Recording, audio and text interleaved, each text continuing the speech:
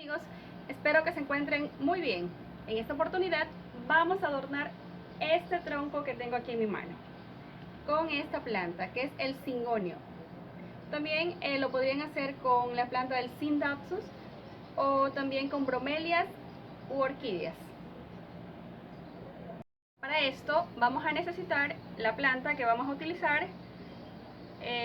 Este tipo de tela, que es un sarán, ustedes pueden utilizar la que tengan a mano, piola y tierra de sembrado.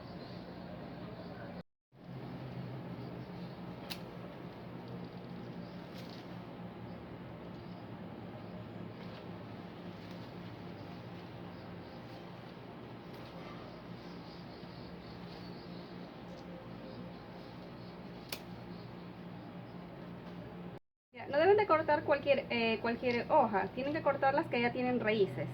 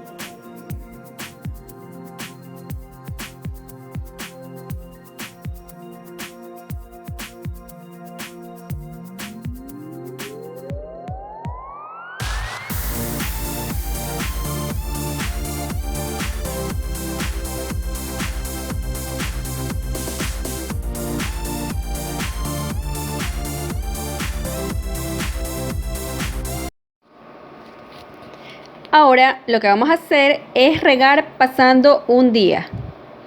¿Qué es lo que va a suceder?